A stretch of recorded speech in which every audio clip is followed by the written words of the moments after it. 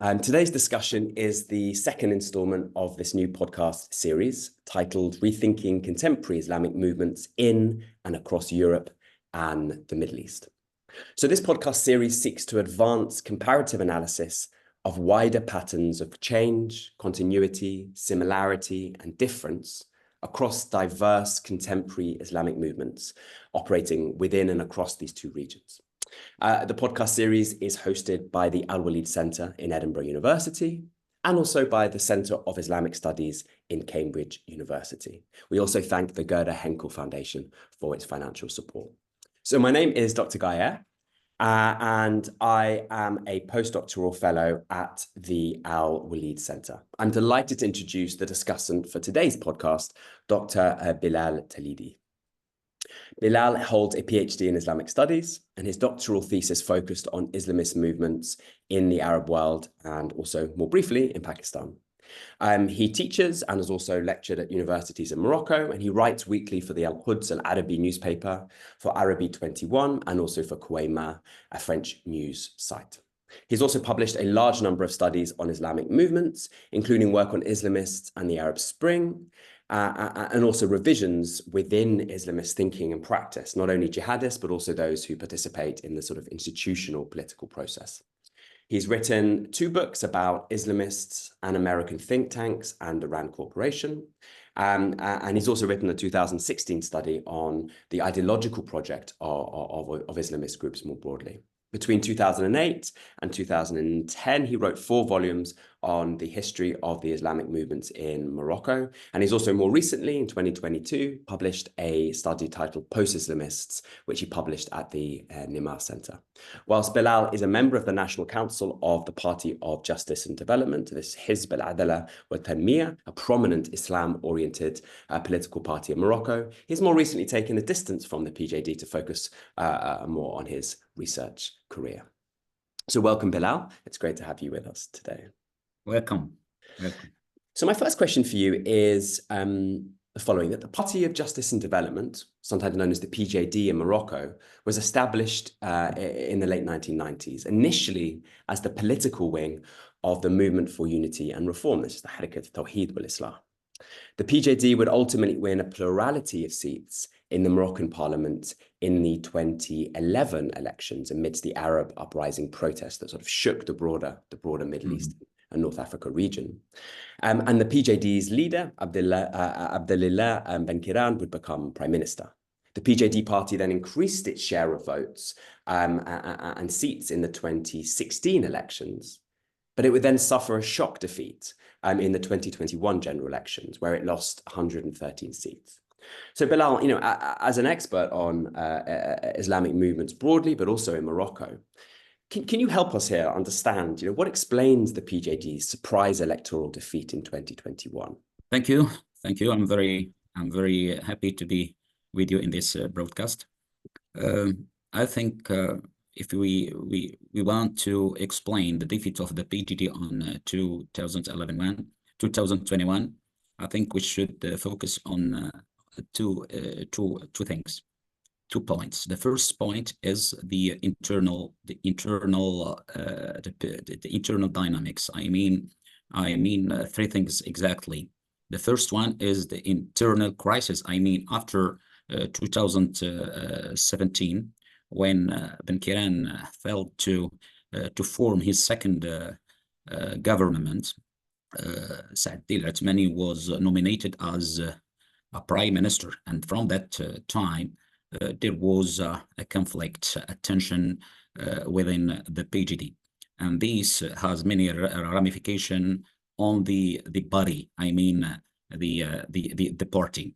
The party mainly was divided on 2 parts: those who support Ben Kiran and those who support Saad Al-Othmani. But I think that the failure, if we can explain it deeply, we can refer to 2 points exactly. The first one is how Saad Al-Othmani managed the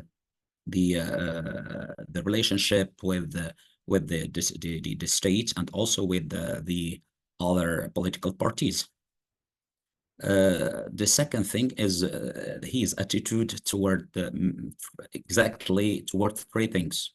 The first one is the normalization with Israel, and you know that the PJD as a component of as a part of the Islamic movements are always against the normalization of Israel, but and supporting the Palestinian resistance, and this was a great matter within the PJD.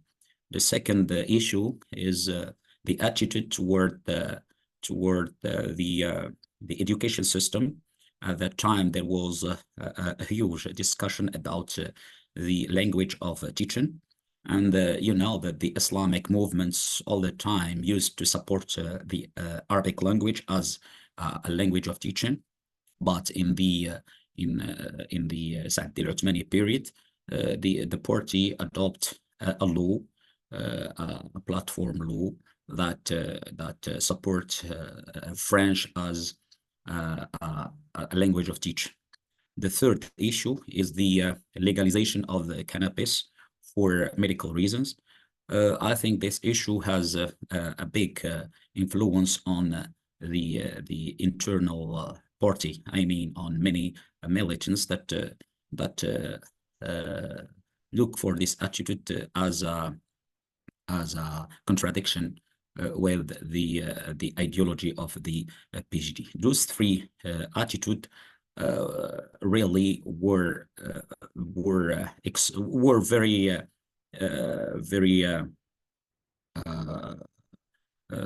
influenced. I think they influence a lot the internal militant party. Second thing, we should focus on other things. That mean the external factor, because Morocco was at that time looking for a solution for the Sahara conflicts, and at that time there was a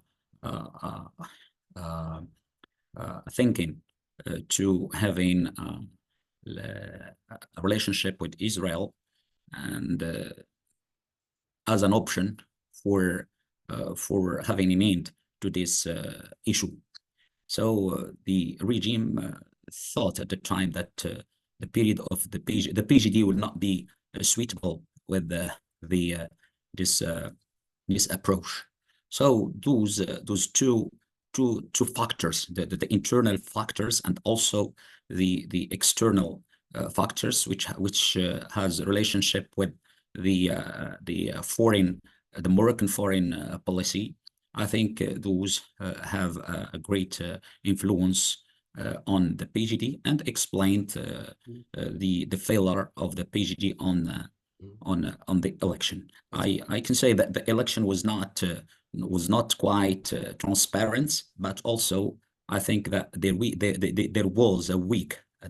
was an internal weak within the PJD according to those elements. I mean the internal conflicts between two components in the PJD, and also the three attitudes that push the supporter the supporter of the PJD to be away from not only from the PJD but also from all the participants from all the election. What are the consequences of, in other words, being in power and then suddenly being cast out of power, so to speak, from 2021 on the thinking, the ideas, the strategies of the PJD? I think the moment at that time presented a shock for the PJD, and the approaches were totally different. For Ben Kiran at that time, he said that the roadmap should focus on having a rupture towards the previous leadership, because if we want to survive and to start our path, I think that the only option is to have this distance with the previous leadership. Ben Kiran said, I was not a part of this leadership, and I tried to start my own direction. But if we think about what he did, I think his strategy, he said that the PJD is an Islamic, he is a political party with an Islamic reference. So we should follow the same the same value and reference that that was at the time the reason of his victory. So this value or this reference is to stick on the Islamic reference. So he tried to give many religious courses for the militants, to push them to stick on those, to adhere and to stick on those reference. I think that those Islamic values can make the PJD surviving for another time. But this approach causes many problems, because in the theses of the PJD, I mean 3 theses, not only one, from 2008 to 2012, the PJD in 3 theses, political theses, he said that he is a political party with an Islamic reference, and he act as a political parties, not like religious movements, and focusing on religious courses, and trying to give them weekly and sometimes more than weekly, causes many problems and matters about the relationship between the party, between religion and dawah in the party. Ben Kiran said there is no need to have an internal dialogue and a discussion. He said if we make this internal dialogue, so we are going to return back to our conflicts, and we are going to increase the tension between us. So let's do problems and let's start to think about the future. But the problem that every speech he tried to criticize the other experience, so he doesn't commit, he doesn't respect his ideology. I think until now there is a huge discussion, internal discussion about what is the real approach. Some of the thinkers within the PJD think that the real solution is to have a distance with the historical leadership. This leadership now it is in conflicts between each of those leaders. So the solution is to give the leaderships to the second line of, and some of them think that, okay. When you say the second line, who do you mean? Is this like a younger generation of figures? Yeah, exactly. Not exactly the young generation, but the medium generation. You know, in our history, there is the historical leadership that make all that was the essential elements in all of the events. For example, Ben Kiran was the founder, and he was present in all of the changes that the PJD experienced during 40 years. But there is another line that are linked to this historical leadership, and we should give them the chance to lead this party. I think that and some of them, and then I'm from those who say that it is not easy to have another start for the PJD. I think this requires 3 things. The first is to solve the internal crisis, and we cannot solve it without resolving the problem of the historical leadership. And the second thing is to experience, for Morocco, for example, to experience a serious crisis regarding the political aspect or the economic one and the social one. And if we think about the emergence of the Islamic, it is it is relied on this crisis, this political and economic and social crisis. And the third element is to wait for an international and a regional change, because, for example, the Islamists was in the government because of the international and regional environments. And now I think that the environment, the international and the regional environment is not in favor of Islamists. I think those three things we should focus on them and try to resolve them in the same time.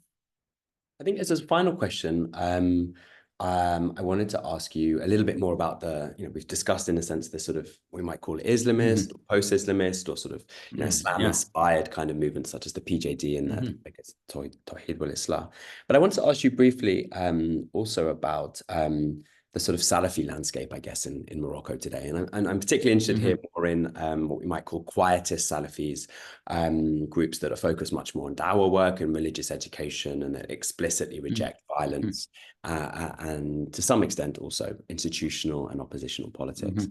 In Morocco in 2011, some of these kind of significant figures within the quietist Salafi movement, such as Maghraoui and others, they briefly forged a kind of informal relationship, we could call it an alliance with the PJD, and came out and explicitly supported protests as legitimate in Islam, whereas historically they'd rejected this. By 2013, 14, 15, Maghraoui had sort of returned to his old position and started to criticize the PJD once again. Whereas his former protege, Hamad al-Qabaj, has sort of, as I understand it, maintained a relationship, informal, but a relationship nonetheless with the PJD, and has continued to support politics as a legitimate mode of reforming society. First, let me tell you that there is a difference between the Islamic movement as the PJD or the Harakat Tawhid wal-Islah and the Salafists. The Salafists, I'm not talking about the jihadists, but only the scientific Salafist, if we can say that. There is a difference between those, because the Islamists focus on not only on society, but also they think about the state. So that they try to engage in a political process and to make the supporters thinking about how to change politically. But for the Salafists, before the Arab Spring, they were only focusing only on the society. I don't mean the society, but the small society, al-Jama'ah. And they are against what we call it in the political studies, at-Tanzīm, I mean organization. They're a sort of random meeting, and they try to focus on some traditional sciences, like the science of Quran, the science of Hadith, al-Fiqh, ilm al-Usul, and mainly in al-Aqidah. So, and they try to extend their supporters, but in and the basic in this organizations, between brackets, they are not a political parties. They are not interested in politics at all. But in 2011, the political environment, I mean international, regional, and also local, are totally changed. Really, I was surprised when I saw the Maghraoui attitude towards politics. It was the first time I heard that the Salafists have an opinion about politics, about how to engage in politics. I'm not sure if al-Maghrawi was motivated by I don't know who to join politics, but what was real at the time that the Maghrawi supports the PJD, and I'm sure that at that time that the regime, the Moroccan regime, was interested to see the PJD in the government, because it was the only one way to reach the stability in Morocco, according to what we have seen in Tunisia, in Egypt, and also in Syria, in Yemen.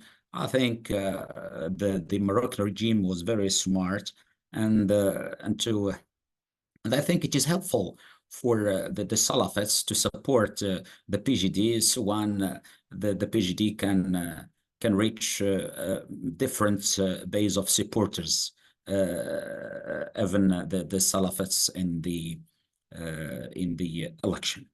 So for Hamad al-Qabash, you know, that after that there was the political mind of the Salafists changed, and the Maghrawi restored his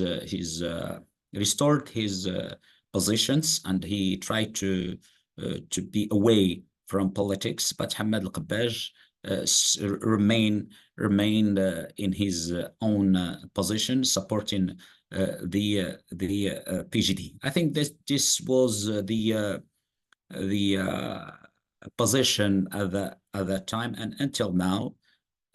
For Dar al-Quran now, I can say that the dynamic are not increasing. That there is a shift in the Salafists dynamics. But for Hamad al-Qabash, I think that the opposite dynamic now, the Al-Jama'ah extended, and they are following the same steps as the Islamics, based on intellectual issues, establishing some publish house to issue many books were issued, and they try to give many lectures around the Morocco, and especially they try to engage in the university. Many of those of Hamad al-Qabash leaders and goes trying to give lectures in the university, and also they focused on social media. Some of them are very familiar, they have great supporters, and they are following the same steps before politics. And if I return back to the history of Harakat al-Tawheed wal-Islah before politics, I mean before adopting the formal paper about the political participation in 1990, the Haraka focused only on education and also cultural activities, and issuing many books.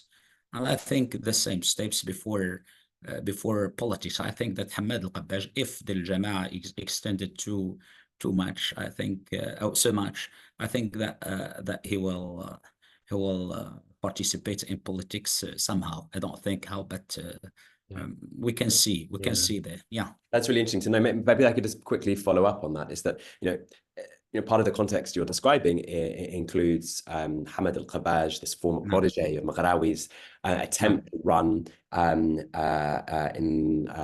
the PJD's electoral ticket in 2016 for Giliz, right, in central Marrakesh, and the regime stepped in and prevented Qabash from being a PJD candidate, right? Amongst things on the grounds that he was opposed to the principles of democracy, etc.